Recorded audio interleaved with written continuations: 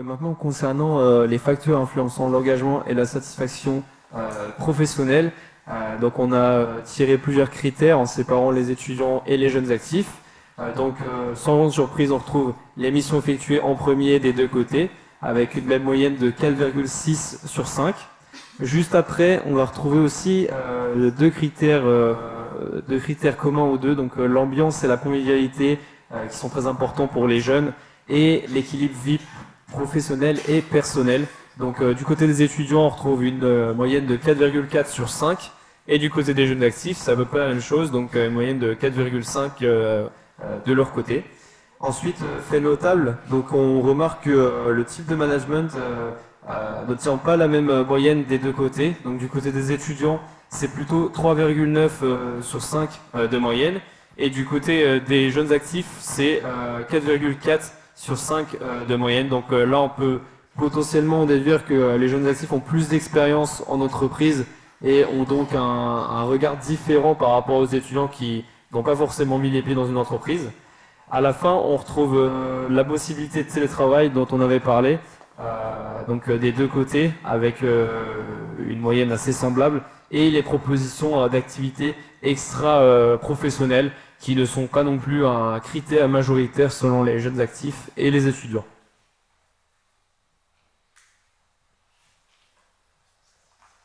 Donc, dans notre étude, on a aussi voulu laisser la parole un peu plus libre aux répondants.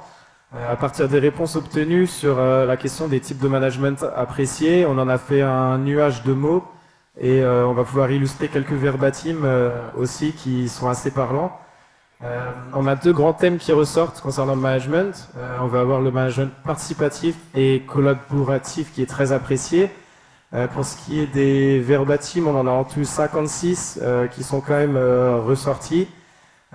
Pour illustrer avec un exemple, en reprenant un verbatim, on a « Je préfère les styles de management participatif et bienveillant parce qu'ils favorisent la collaboration et l'écoute. Le management participatif me permet de participer aux décisions, ce qui me motive et me donne un vrai sentiment d'implication. » Donc là, c'est pour rebondir sur ce qu'on a déjà pu évoquer un petit peu tout à l'heure. Mais c'est là où, en se sentant intégré et avec la proximité du manager, de nous-mêmes, on va se sentir mieux et en tant que jeune, avoir envie de s'investir. Ensuite, le deuxième thème justement qui revient, qui est étroitement lié justement au management participatif, justement c'est la confiance au lieu justement du contrôle.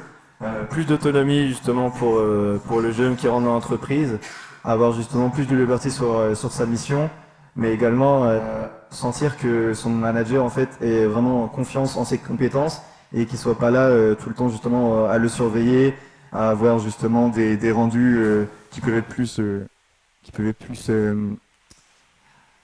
rapprochés. Et donc ici on peut voir un verbatim.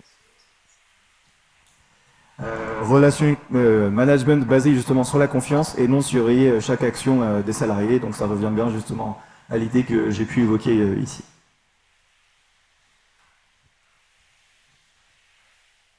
Donc on va analyser un peu les comportements qui sont jugés les plus importants pour les jeunes en entreprise.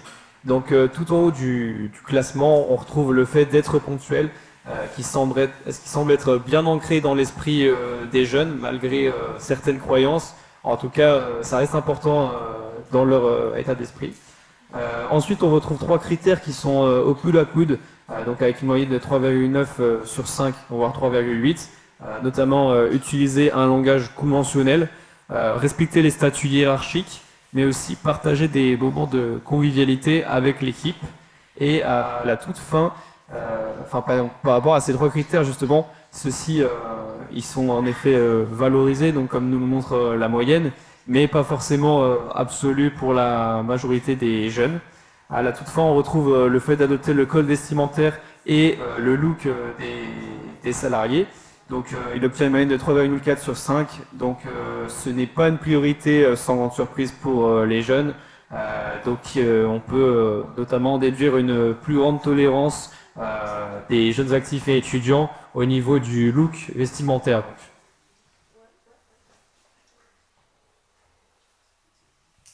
Donc voilà, toujours le même type de questions que tout à l'heure, et cette fois-ci concernant les IT pour améliorer le processus de recrutement.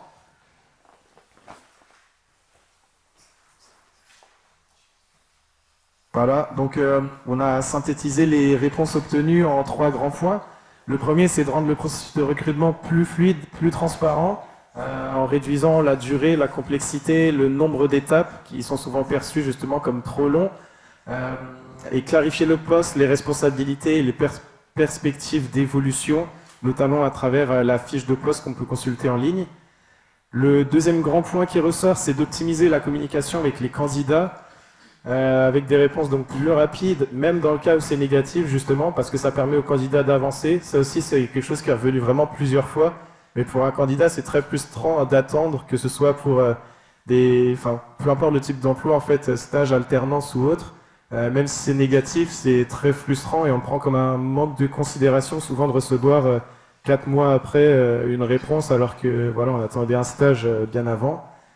Et donner un feedback constructif à la fin des entretiens aussi. Nos répondants ont été très ouverts à cette idée pour pouvoir s'améliorer à la suite. Et justement, on évoquait le manque d'expérience. Et là, c'est vraiment une très bonne occasion pour en obtenir, savoir avoir un regard concret, qu'est-ce qui a été, qu'est-ce qui n'a pas été. Il n'y a que comme ça qu'on pourra s'améliorer, nous, les jeunes générations. Et donc, ce qui ressortait, c'est vraiment qu'on est ouvert à ça. Donc, s'il y a possibilité de le faire, ne pas hésiter. Un thème aussi qui revenait justement sur cette même question justement du processus de recrutement, c'était justement l'importance des lettres de motivation, comme on a pu le dire, qui était ici beaucoup moins importante à leurs yeux. Également, pour les recruteurs, de davantage justement questionner sur leur réelle motivation et s'appuyer justement sur des compétences davantage essentielles. C'est également de pouvoir miser sur une approche plus immersive et interactive, avec notamment pour une présentation de l'entreprise, lorsque le candidat vient par exemple à l'entreprise, de la présenter de manière moins formelle, avec notamment une visite d'immersion, ou bien également une mise en pratique. Au niveau également de l'intégration justement du candidat, justement, c'est pouvoir de le suivre, de faire un réel onboarding pendant, par exemple, ça soit 1 ou 2 semaines. Par exemple, moi j'étais en stage dernière pendant 2 mois dans une entreprise, et pendant 1 semaine à 2, j'étais accompagné justement par que ce soit un supérieur, mais également d'autres stagiaires qui étaient là depuis plus longtemps, pour comprendre justement tout sur l'entreprise, comment elle fonctionnait, avec qui elle travaillait, qui étaient les salariés. Et en fait, ça m'a justement permis de mieux m'intégrer et non justement de me sentir seul, et également de rassurer, justement de me rassurer. Donc je pense que c'est un cas qui peut être général, qui peut être appliqué à tout le monde. Et ensuite, justement, ça va permettre justement de réduire le stress justement pour les personnes qui intègrent l'entreprise. Donc maintenant, on va parler de la perception du processus de recrutement et de l'équilibre vie professionnelle et personnelle. Donc tout d'abord, on va s'intéresser donc à un nuage de mots qu'on a pu faire une fois de plus, et qui nous a fait, qui nous a permis de ressortir quelques mots principaux, donc qu'on va voir juste après. Donc, on a 2 thèmes majoritaires qui reviennent. Donc, le premier, assez notable, c'est le fait de ne pas laisser le travail envahir la sphère personnelle des jeunes. Donc, avec 3 termes qui sont mis présents dans nos réponses. Donc, avec la séparation, l'équilibre et la vie personnelle. Donc, on a aussi le fait que le bien-être et la satisfaction sont très importants. C'est des éléments clés pour les jeunes, pour nos répondants, avec des mots comme le bonheur, le bien-être et la satisfaction qui reviennent assez souvent. Donc à titre d'exemple, je vais me rapprocher un peu. Donc pour moi, un équilibre au travail et vie personnelle se complète, oui. C'est des journées avec du temps pour les deux, sans empêcher l'un sur l'autre, sans empiéter l'un sur l'autre, pardon, sans qu'il ne soit plus négligé que l'autre. On va continuer sur la dernière partie du coup, qui concerne cette fois-ci nos recommandations. Donc on va voir dans un premier temps les recommandations sur le processus de recrutement, dans un deuxième temps celles qu'on peut faire sur la vie en entreprise et le management. Donc ici, pour commencer sur le recrutement, 3 grandes idées qui ressortent: promouvoir un management participatif et collaboratif, Axé sur le bien-être et l'épanouissement, ce qui est recherché aujourd'hui par les étudiants et les jeunes actifs. Pour illustrer ce point, on peut parler d'un type d'entreprise qui met bien ça en place. Ça va être tout l'environnement start-up, où on va voir justement ici souvent des salons, beaucoup de proximité avec les managers, qui ont presque parfois, en gardant le respect évidemment parce qu'on est dans un cadre professionnel, mais on sent vraiment une proximité où on se rapproche presque de l'amitié au final. Et tout l'environnement des locaux qui sont conçus pour se sentir dans un environnement familial. Un deuxième point, on a fait primer la transparence pour pas créer de frustration justement chez le candidat. Donc avec les grilles salariales, les perspectives d'évolution, la mobilité interne et les opportunités de formation. Et en troisième point ici, simplifier le processus de recrutement. Trop souvent, c'est revenu dans les réponses, c'est jugé long et complexe, et donc ça émane de là une forme de lassitude justement des candidats. Et en réduisant le temps de réponse, ça permettra de stimuler les candidats à tenter leur chance justement et à peut-être être plus motivés à aller d'eux-mêmes vers des candidatures auxquelles ils n'auraient pas candidaté avant. Voilà. Ensuite, justement, la deuxième partie de nos recommandations ici, c'est sur la vie en entreprise et le management. Donc, toute part, justement, en première partie, on peut voir justement une première recommandation sur la mise en place justement d'un programme de mentorat. Donc, comme j'ai pu le dire tout à l'heure, avec un système d'onboarding, où justement, on va justement réaliser un accompagnement personnalisé pour la nouvelle personne qui intègre l'entreprise et dédier justement une seule personne dans l'entreprise à l'aider à mieux s'intégrer. S'il a des questions, justement, il va pouvoir s'adresser directement à lui plutôt que interpeller plusieurs personnes dans l'entreprise, puisque ça peut paraître assez agaçant, souvent pour les salariés, quand il y a un nouveau qui vient demander plusieurs questions dans la journée. Donc ici, ça va permettre de répondre justement aux attentes des jeunes en matière d'intégration et entreprise, et justement de les rassurer dans ce processus. La deuxième recommandation ici serait justement à collaborer avec les étudiants. Ici, ça revient justement à notre projet, puisque c'est davantage justement utiliser les projets tutorés comme nous, on a pu le vivre cette année.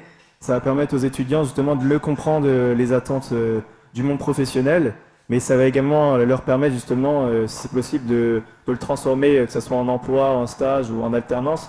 Donc ça peut vraiment être une première expérience pour l'étudiant, et ça peut être très formateur justement pour ces derniers. Et enfin, donc, appuyer les points importants aux yeux des jeunes, donc ça va permettre une meilleure fidélisation pour ce dernier et une meilleure attractivité justement pour l'entreprise. Donc que ça soit justement, comme on l'a dit, avec un management plus moderne, collaboratif ou participatif, puisque c'est très important maintenant aux yeux des jeunes. Ça devient même essentiel dans leurs critères justement de décision.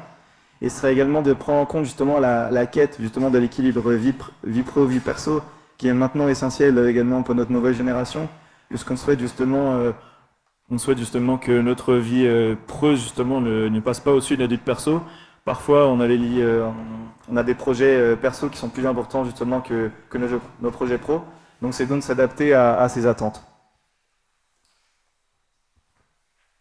Donc voilà, pour finir, nous tenions à remercier les différents acteurs de notre projet, donc notamment notre commanditaire, les ateliers bretons de l'emploi, donc avec Christelle Agenot, avec Louise Philippe et Jessica Morin-Chauvet. Notre tutrice, bien sûr, qui nous a bien aidé durant le déroulé de notre projet, donc Agnès Lecomte. Et nous tenions aussi à remercier Marlène Leguet pour ses conseils et bien sûr nos 509 répondants qui nous ont été bien utiles. Donc je laisse Lucas dire un petit mot de fin aussi. Alors oui, j'en profite justement pour cet événement, pour faire un peu une pub, parce qu'en fait je suis en recherche du stage justement pour...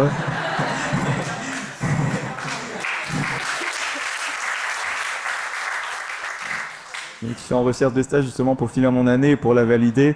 Et donc c'est un stage de 3-4 mois dans le domaine commercial au marketing. Donc j'en profite justement de cet événement pour solliciter votre aide. Donc, ah oui, les dates. C'est à partir du 31 mars, mais donc c'est très proche. Mais bon, je suis assez flexible, donc je peux commencer un peu plus tard. jusqu'au 20 juin, et donc c'est décalé en semaine. Donc si ça peut m'aider, donc j'en serais reconnaissant. Donc merci de voter en tout cas. Et merci de votre écoute.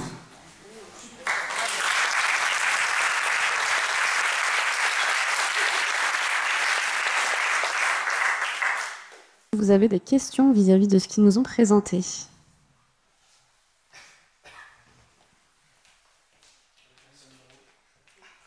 Si, moi, j'ai vraiment, vous en avez parlé tout à l'heure un petit peu, mais des questions sur l'engagement.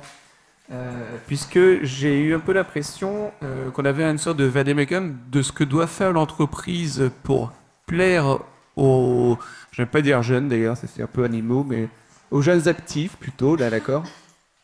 Mais en fait, j'ai l'impression que on doit raisonner pour aller uniquement dans un sens, c'est-à-dire séduire. Mais j'entends très très peu parler de l'engagement du jeune actif à venir pour son entreprise. Je suis persuadé qu'il y en a, mais j'en entends jamais parler.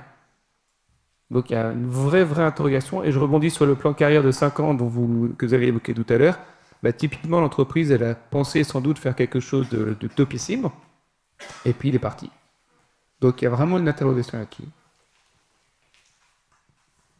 Et en plus, bon, la situation ne s'est pas produite, donc on est vraiment sur de l'imagination, mais on peut supposer que si la personne avait été en capacité d'expliquer, voilà, nous, c'est ce qu'on pourrait proposer. Après, si tu veux pas, si tu veux changer, c'est possible. Peut-être que la personne serait restée. Donc, c'est vrai que tout est une question de communication, et c'est ça qui n'est pas forcément facile, notamment quand on parle d'engagement. Vous avez évoqué tout à l'heure la confiance, vous avez parlé de, si je ne me trompe pas, sentiment d'implication.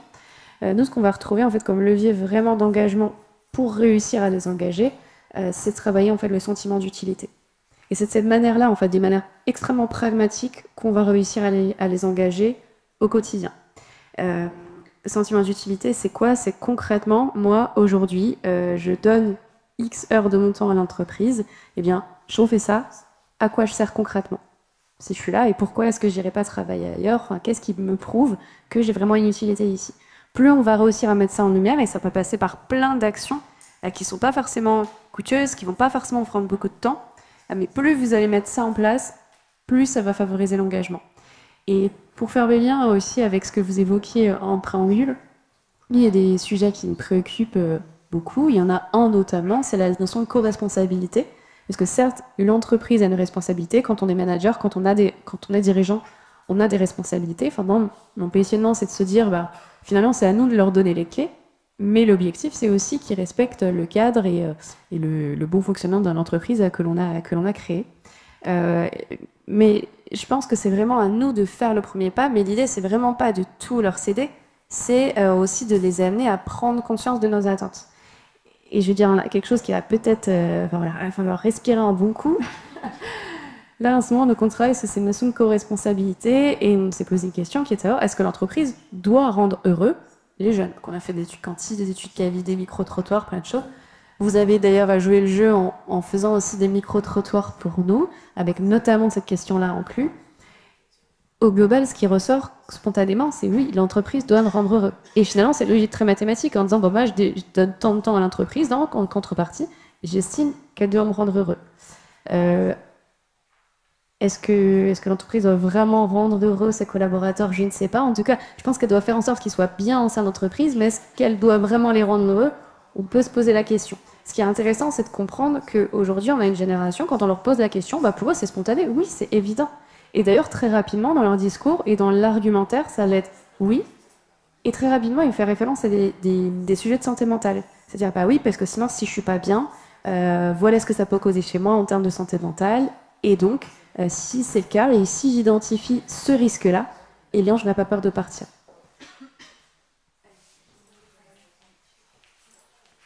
Le temps de monopoliser le micro. Juste pour terminer sur ce point-là, aujourd'hui on est plutôt dans une période de plein emploi. Donc effectivement, le problème de l'entreprise, est-ce qu'elle doit contribuer à nos bien-être? Bah, c'est logique et ça fonctionne. On ne sait pas comment sera fait l'avenir. Et quand on sera dans une période où il n'y aura pas de plein emploi, où il n'y aura peut-être pas d'emploi, bah là on va sans doute voir revenir des des façons de manager, des façons de gérer une entreprise qui seront pas à l'avantage de l'employé, voilà, du candidat. Et donc là, j'ai peur, excusez-moi messieurs, mais j'ai peur qu'il n'y ait pas non plus cet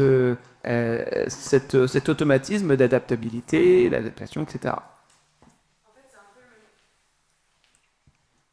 C'est un peu le même sujet qu'avec le CDI que vous évoquiez tout à l'heure, c'est de se dire, bah oui, mais demain, en fait, si nos collaborateurs ils se disent, bah ok, je vais pas partir parce que je sais pas si je vais trouver un travail ailleurs, bah, ils vont peut-être rester mais se désengager.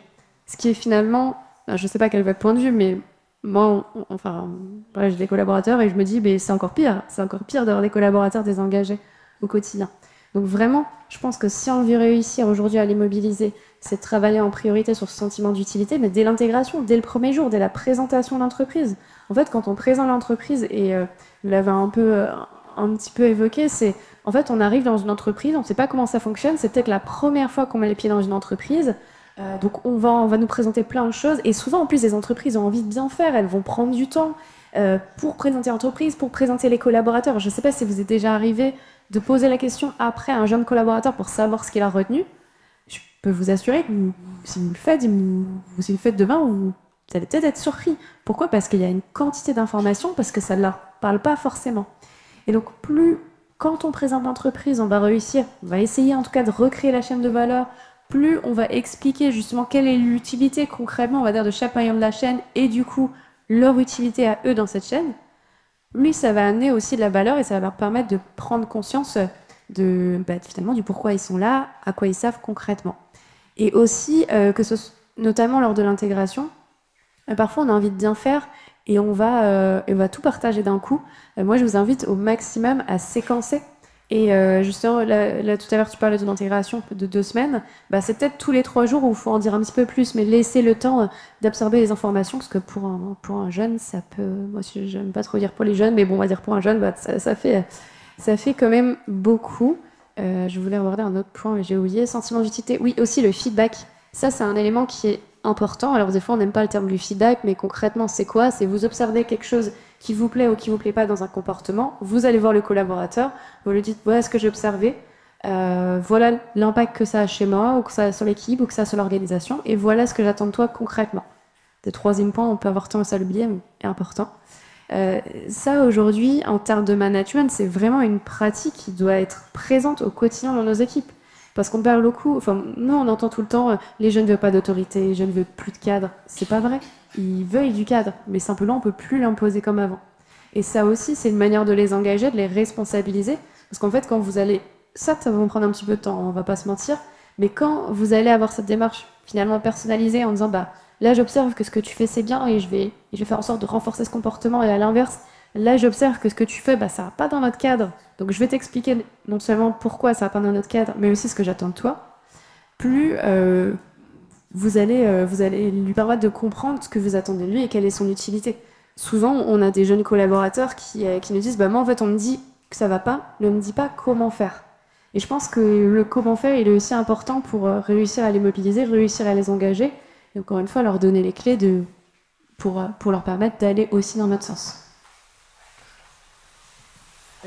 En s'engageant, les entreprises s'engagent de plus en plus dans des démarches sur des pieds qui sont très engageants pour elles. Comment notre lecture, on veut valoriser les démarches qui sont réalisées, par exemple des investissements associatifs, le sens au nom du mécénat, des choses qui font sens justement pour les salariés qui sont entreprises. Est-ce que, du coup, ça peut résonner chez un candidat, un jeune candidat, et comment en tant que DRH on peut s'emparer un peu d'un message pour valoriser ces engagements extra-financiers? Sur ce sujet-là, c'est simple, être le plus pragmatique possible. Mais vraiment, expliquer concrètement ce que vous faites.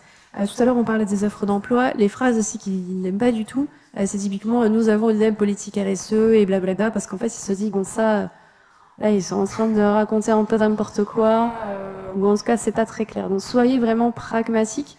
Peu importe ce que vous faites, même si c'est des actions qui sont relativement simples, vous les mettez en place. Donc, valorisez-les. Expliquez-les concrètement, ça va avoir de l'impact chez eux. Et je me permets de partager une expérience, enfin, ouais, une expérience qu'on avait réalisée à la Plaison d'un événement l'année dernière, me semble-t-il. On avait demandé, en fait, on avait réuni 70 jeunes, on leur a demandé, il est comment le jeune type? C'est ça notre question. Dites-nous, il est comment le jeune type? Vous êtes 70, voilà, un jeune type qui arrive là dans la pièce, bon, on sait que le jeune type n'existait pas, mais quand même, voilà, il arrive, il est comment? Première caractéristique, il est comment? Il est écolo. Ok. Donc le jeune type est écolo. Son il mange où? À Burger King. Ok. Il a quoi dans la main? Un iPhone. Ok. Il s'habille à Zara. Très bien. Et voilà. Bon. Évidemment, avec cette matière-là, vous vous doutez bien qu'on a l'air un petit peu les chercher, un petit peu les provoquer. Et concrètement, ce qu'ils nous ont dit, c'est bah oui. En fait, on a davantage de conscience écologique, peut-être que d'autres générations. Enfin, après, on a plutôt cette conscience écologique. Mais de là à traduire ça en action, c'est pas toujours le cas. Et d'ailleurs, quand on leur a dit, bah là, ça, vous êtes 70, si la première caractéristique, c'est le jeune et l'écolo, bah, du coup, qu'est-ce que vous faites, vous, concrètement? En fait, ce qui en est ressorti, c'est on trie nos déchets. Je disais, bah, encore, des choses à mettre en place. Et aussi, pour terminer là-dessus, et après, je vous laisserai partager votre regard, quand on les a confrontés, donc, via des offres d'emploi réelles, on en avait certaines où, justement, toute la politique RSE était vraiment mise en lumière, et puis on en avait d'autres où, voilà, c'était un peu moins mis en lumière, mais ça l'était quand même, et la rémunération était plus importante. On voit bien qu'à partir du moment où il y a une différence, typiquement sur la rémunération, bah, la RSE, c'est pas ce qui va primer dans la décision. Pour une minorité, ça a une importance, mais pour la majorité, c'est pas le cas.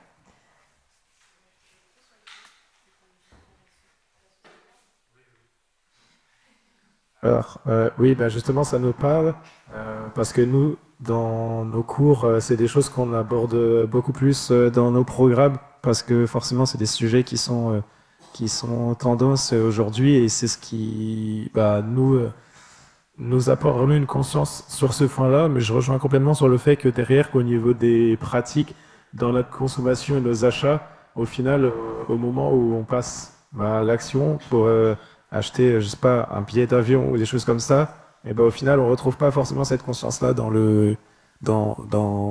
l'acte. Donc, je suis assez d'accord avec ce que vous avez pu dire avant. Justement, on y, ce que Marlène aussi a avancé sur le fait que les jeunes, justement, ils n'ont pas forcément... c'est pas le critère le plus important dans une entreprise quand justement on choisit d'intégrer une entreprise de les RSE. Bah, je suis plutôt d'accord avec ça. On va primer justement d'abord les missions, si c'est des missions qui nous intéressent. Également donc la rémunération, si on se sent bien dans l'entreprise. Mais personnellement, enfin moi c'est mon avis, mais le RSE c'est quelque chose qui va passer qui va être beaucoup moins important, c'est ça que je veux dire. Et donc je pense pas que ce soit un élément qui soit le plus essentiel à promouvoir. Après sur le long terme, évidemment ça reste très important. Mais je pense pas qu'aux yeux justement d'un candidat, à moins justement qu'il soit très très engagé, ça peut lui porter beaucoup d'attention. Donc je suis du même avis, ouais. Et par contre, ce que l'on entend parfois avec des managers, ils disent, mais ok, on entend ça, mais nous on comprend pas parce qu'en entretien, ils nous posent des questions sur le sujet. Et là, encore une fois, j'aurais dû emmener les témoignages vidéo parce qu'il suffit de voir les expressions quand ils le disent, ça veut un peu tout dire. C'est-à-dire qu'ils vont dire, bah ouais, mais nous, en fait, on pose des questions parce que bah, on pense que c'est ce qu'on attend de nous. Donc en fait, on est dans un espèce de schéma comme ça où en fait, ils vous disent ça parce qu'ils estiment que vous attendez ça. Du coup, vous focalisez davantage sur ces questions parce que vous pensez qu'ils attendent ça. Enfin bon, voilà, on a ces mécaniques-là qui peuvent se monter à l'intérieur. Donc je pense qu'il faut vraiment valoriser ce que vous faites parce que ça reste des belles actions et des actions qui peuvent quand même faire la différence. Néanmoins, quand ils sont face à un choix, c'est pas ce qui va être le plus décisif dans ce choix. Est-ce que vous avez peut-être d'autres questions, des remarques?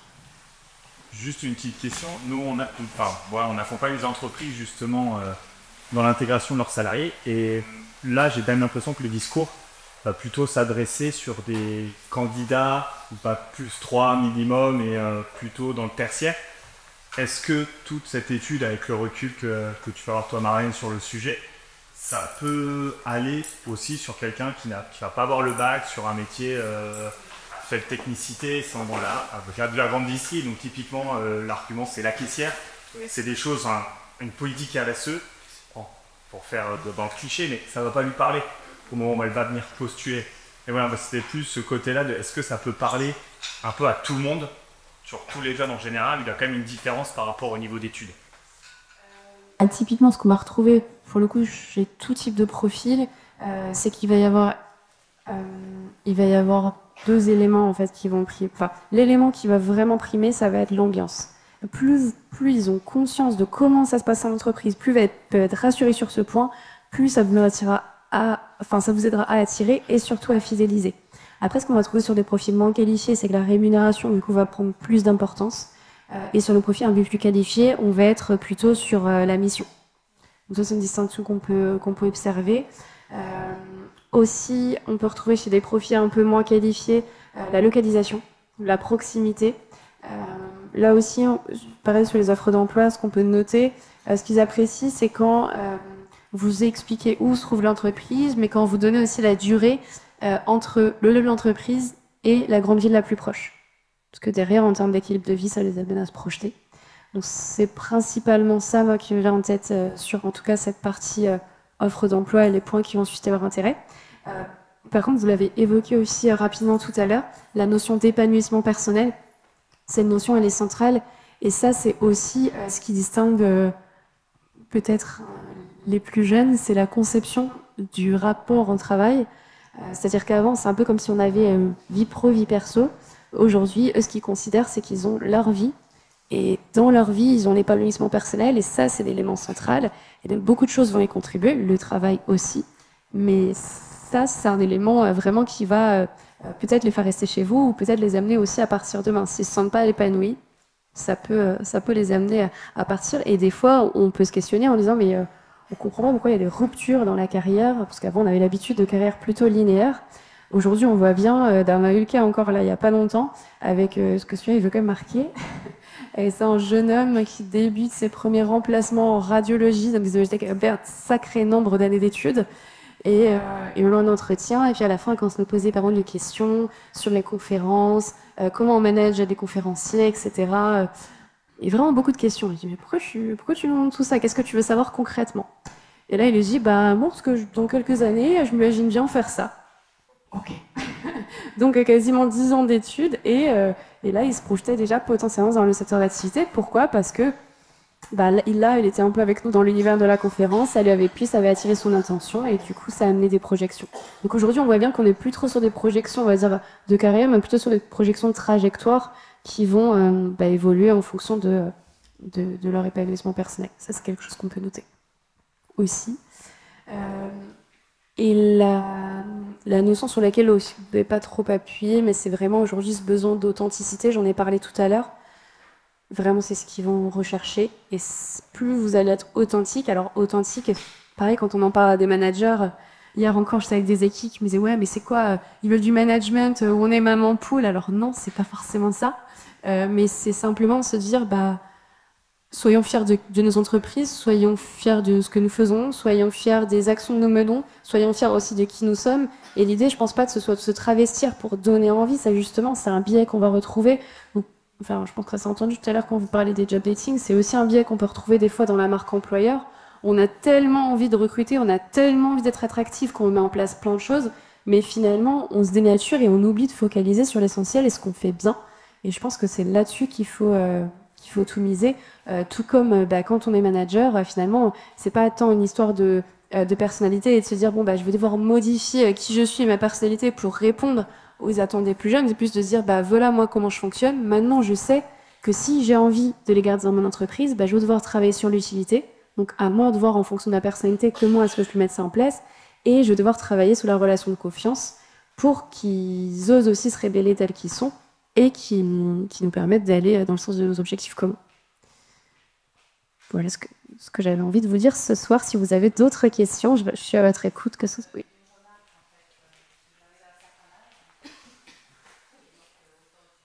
N'est-ce pas?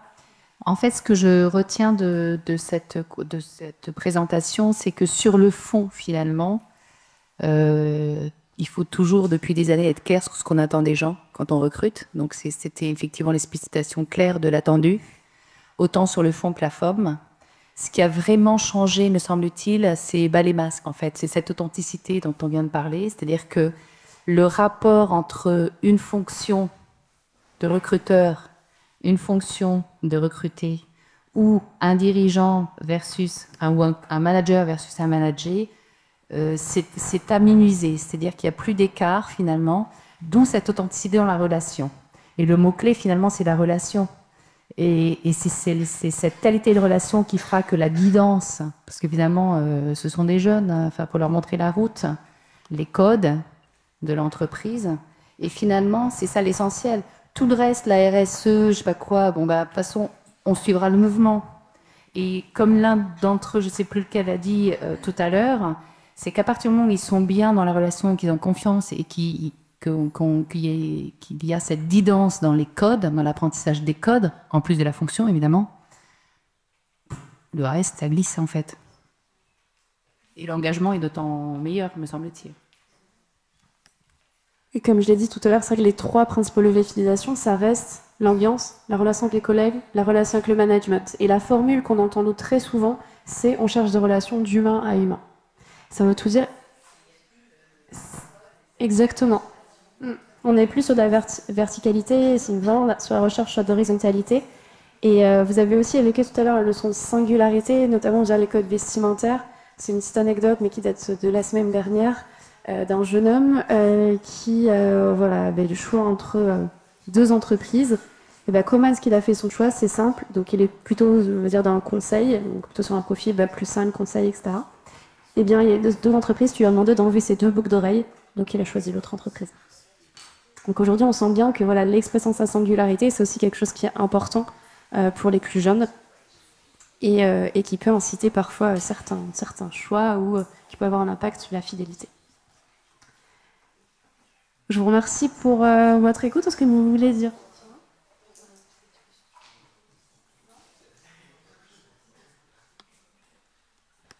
Et donc voilà, pour conclure assez rapidement, pour nous c'est assez formateur aussi justement dans le cadre de notre projet Tutoré, qui est aussi une forme d'immersion et venir se rendre compte ici comment ça se passe dans un milieu professionnel, même si on est maintenant en soirée. Voilà,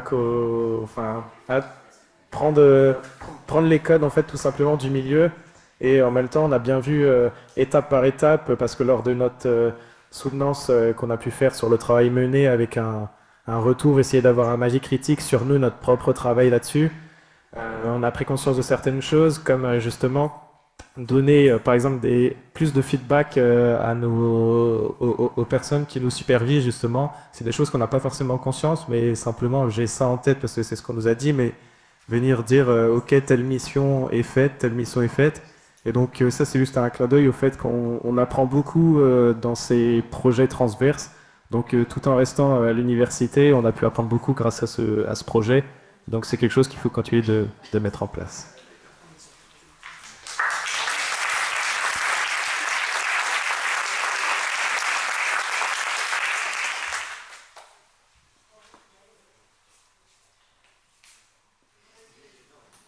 Merci, parce qu'effectivement, on était au quotidien avec eux et on a aussi beaucoup appris avec eux. Merci à eux aussi.